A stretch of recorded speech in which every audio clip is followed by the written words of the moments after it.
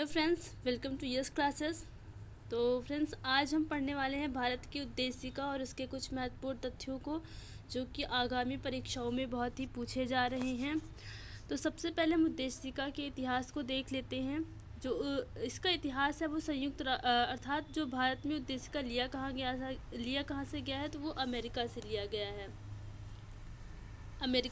गया है। और इसको जवाहरलाल नेहरू ने प्रस्तावित किया था। अर्थात भारतीय उद्देशिका का शोध उद्देश्य संकल्प है, जो कि 1946 में जवाहरलाल नेहरू द्वारा प्रस्तावित किया गया था। और उद्देशिका की भाषा क्या है? इसकी भाषा है ऑस्ट्रेलियाई भाषा। अर्थात जो उद्देशिका लिखी गई है वो ऑस्ट्रेलियाई भाषा में लिखी गई है। उद्देशिका की भाषा ऑस्ट्रेलिया से। फिर उद्देशिका के तत्व हैं। उद्देशिका के जो तत्व हैं वो लोग ही हैं, मतलब जनता है। जैसे कि है उद्देशिका हमें भारत के लोगों के साथ संविधान के अनधिकार के स्रोत में बताती है। उद्देशिका के माध्यम से हम भारतीय राज्य की प्रकृति को भी समझ सकते हैं। इससे संविधान सभा का विचार भी इसमें शामिल किया गया है। इसमें संविधान के अभिग्रहण लागू करने की तारीख भी दी गई है। अर्थात है कि इसमें संविधान लागू करने की तारीख भी दी गई है और प्रस्तावना कब हमने अंगीकार किया था उसकी भी तारीख दी गई है। उद्देशिका के प्रमुख पद क्या है? जैसे संप्रभु है। अर्थात ये बताता है कि ये पद बताता है कि भारत कोई उपनिवेश या प्रभुत्व नहीं है। अर्थात भारत जो है वो संपूर्ण रूप से स्वतंत्र है। उस पर किसी अन्य देश का, जैसे ब्रिटेन का शासन था, अब वो नहीं रहा है। ये पूर्ण रूप से स्वतंत्र है। ये अपने बाह्य और आंतरिक मामले स्वयं उनका निर्णय ले सकता है। तो भारत एक स्वतंत्र राष्ट्र है जो अपना निर्णय स्वयं ले सकता है, चाहे वो आंतरिक हो चाहे वो बाह्य हो। दूसरा है समाजवादी। समाजवादी शब्द जो है ये रूस से लिया गया था। तो यह शब्द हमारे संविधान में 42वें संविधान संशोधन 1976 द्वारा जोड़ा गया था। इसमें 3 शब्द जोड़े गए थे, वो थे समाजवादी था, पंथ निरपेक्षता और अखंडता शब्द। ये जो है 42वें संविधान संशोधन 1976 में जोड़ा गया था और ये 3 ही शब्द जोड़े गए थे। और प्रस्तावना में केवल एक ही अब तक जो है एक ही संशोधन हुआ है, वो 42वां संविधान संशोधन है। भारतीय समाजवाद गांधीवाद और मार्क्सवाद का मिश्रण है, परंतु झुकाव जो है वो केवल गांधीवाद की तरफ है, अधिक है। भारत में समाजवाद की मुख्य जो उद्देश्य का मुख्य है कि उद्देशिका का मुख्य उद्देश्य क्या है, वह है गरीबी, भूख और असमानता, अन्य सामाजिक समस्याओं को समाप्त करना है। फिर है धर्मनिरपेक्षता। धर्मनिरपेक्षता जो है ये हमारे संविधान में 42वें संविधान संशोधन द्वारा जोड़ा गया है। धर्मनिरपेक्ष राज्य का अर्थ होता है कि धर्मों के लिए लोगों की धर्म की स्वतंत्रता प्रदान करना। और जैसे कि हो सकता है कि हमारे देश में विभिन्न प्रकार, विभिन्न धर्म की जाति के लोग रहते हैं, तो उनमें से किसी पर यह दबाव नहीं डाला जाएगा कि आप किस धर्म से हैं तो आप इस धर्म को स्वीकार कर लीजिए। वो पूर्ण रूप से स्वतंत्र हैं। तो है कि यह लोगों की प्रथा, वृत्ति, धर्म के प्रचार की उनको स्वतंत्रता देता है। भारतीय धर्मनिरपेक्षता कई पश्चिमी देशों से अलग है। पश्चिम में धर्म राज्य का पूर्ण अलगाव है, जबकि हमारे राज्य धर्म का समर्थन करते हैं। फिर जनतंत्र है। जनतंत्र जो है वो लोकतांत्रिक राजनीतिक लोकप्रिय संप्रभु के सिद्धांत पर आधारित है। भारत में अप्रत्यक्ष एवं लोकतंत्र की प्रतिनिधि लोकतंत्र में भी कहा जा सकता है। इसको लोकतंत्र भी कहा जा सकता है, प्रतिनिधि लोकतंत्र भी कहा जा सकता है। इस प्रणाली में कार्यपालिका विधायिका के प्रति उत्तरदायी होती है। उद्देशिका में प्रयुक्त शब्द का व्यापक अर्थ होता है। अर्थात उद्देशिका में जो ये शब्द प्रयुक्त हुआ है, इसका जो व्यापक अर्थ है वो आर्थिक और सामाजिक लोकतंत्र को ग्रहण करना है। इसके बाद है गणतंत्र। गणतंत्र का जो अर्थ होता है वो होता है कि हमारे जो राज्य का प्रमुख है वो निर्वाचित होगा, वंशानुगत नहीं होगा।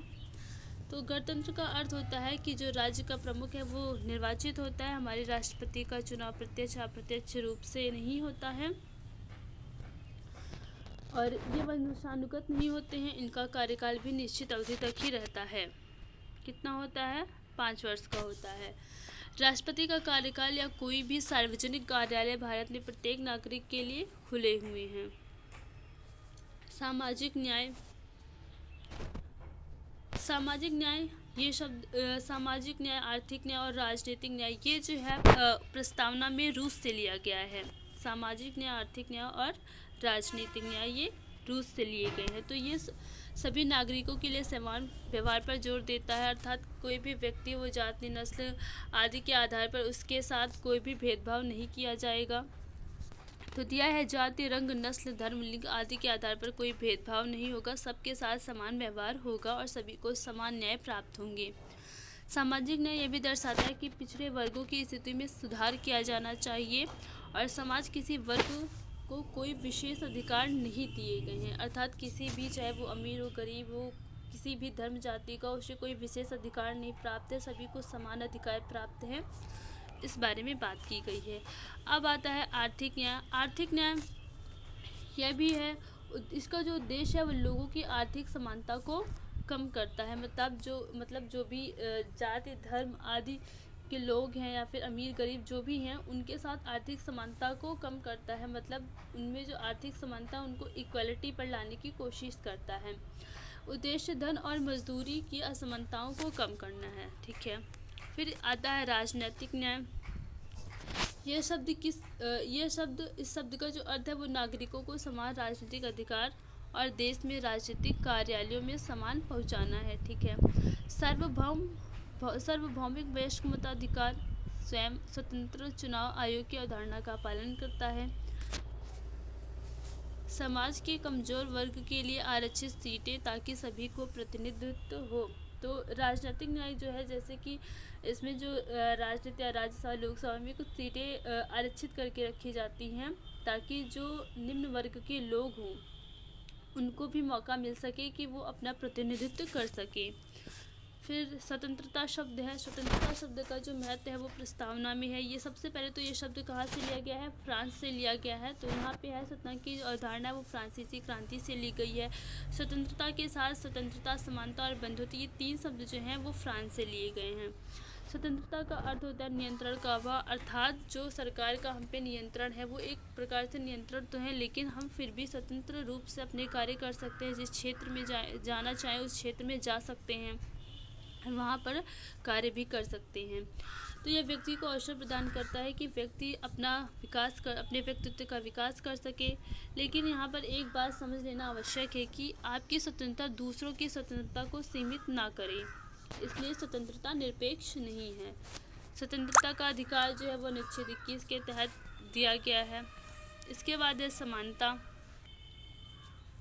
समानता जो है ये भी बहुत विशेष महत्व रखता है। ये भी फ्रांस की क्रांति से ही लिया गया ये शब्द, और बंधुत्व शब्द भी फ्रांस की क्रांति से ही लिया गया है। तो समानता का जो अर्थ होता है वो समाज के किसी भी वर्ग के लिए कोई विशेष अधिकार नहीं होगा और सभी नागरिकों को समाज में समान दर्जा प्रदान किया जाएगा, ठीक है। हर अवसर पर सभी के लिए समान रूप से खुला होगा, ये भी सही है। इसके बाद है बंधुत्व शब्द। बंधुत्व का जो मूल अर्थ होता है वो भाईचारे की भावना होता है, ठीक है। यहाँ यह शब्द व्यक्ति की गरिमा और राष्ट्र की एकता का आश्वासन भी देता है। प्रस्तावना से संबंधित कुछ महत्वपूर्ण मामले हैं जो दिए गए हैं, आने वाले जो आगामी परीक्षाएं हैं उनमें बहुत पूछे जाते हैं।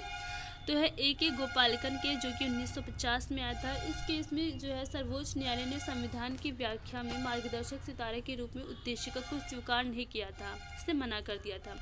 फिर इसके बाद जो बेरुबारी केस आता है, इसमें क्या होता है कि सर्वोच्च न्यायालय ने स्वीकार किया कि संविधान सभा की समझ को खोलने के लिए, मतलब संविधान सभा की समझ को खोलने के लिए प्रस्तावनाओं को एक कुंजी के रूप में इस्तेमाल किया जा सकता है, लेकिन इसका उपयोग केवल वहीं होगा जहां संविधान के 2 प्रावधानों के बीच विरोधाभास होगा। जहां संविधान के 2 प्रावधानों के बीच विरोधाभास होगा वहीं पर इस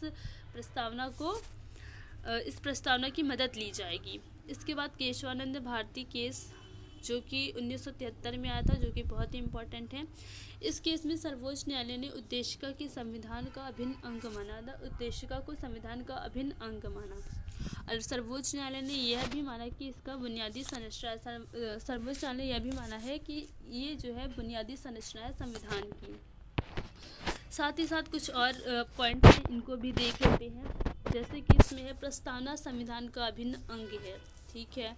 प्रस्तावना में अब तक एक ही संविधान संशोधन हुआ है, 42वां संविधान संशोधन 1976 में हुआ था। और इसमें क्या हुआ था, इसमें 3 शब्द जोड़े गए थे, समाजवादी, धर्मनिरपेक्ष और अखंडता शब्द जोड़े गए थे। यहाँ पे संप्रभु दिया है, ये गलत है, यहाँ पे अखंडता शब्द हो जाएगा। उद्देशिका कानून की अदालत में न्याय संगत नहीं है, ठीक है।